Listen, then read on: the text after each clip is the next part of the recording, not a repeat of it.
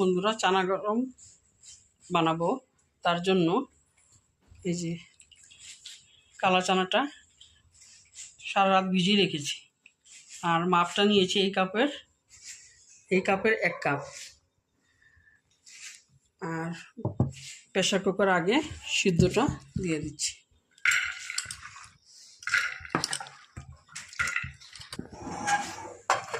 দিয়ে নামিয়ে নেব।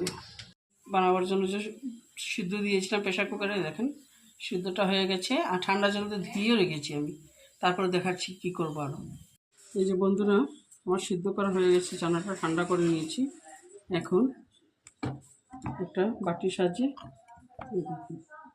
এই দেখুন এরকম করে চ্যাপটা করে নেব। চ্যাপটা করে একটা প্লেটের মধ্যে রেখে দেব। এই দেখুন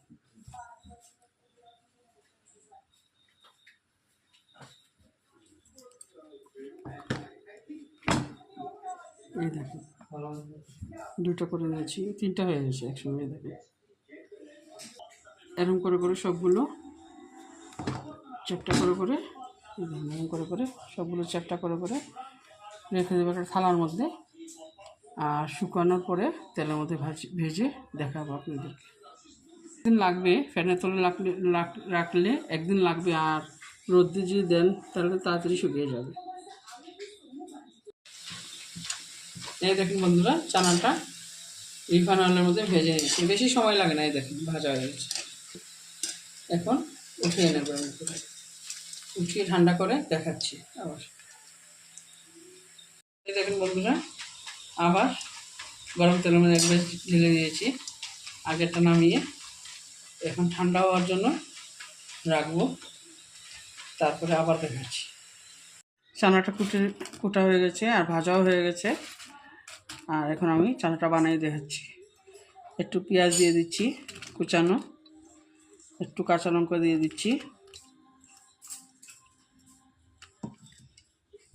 একটু বিট নুন দিয়ে দিচ্ছি, আর একটু লেবু দিয়ে দিচ্ছি। দিয়ে একটু হাত দিয়ে মেখে তারপরে খাওয়া যাবে। এই দেখুন বন্ধুরা এরকম করে বানিয়ে খাবেন, চানাচুর গরম খুবই ভালো লাগে। ভালো লাগে অবশ্যই একবার ট্রাই করবেন, লাইক করবেন, শেয়ার করবেন, কমেন্ট করবেন, সাবস্ক্রাইব করবেন। Thank you.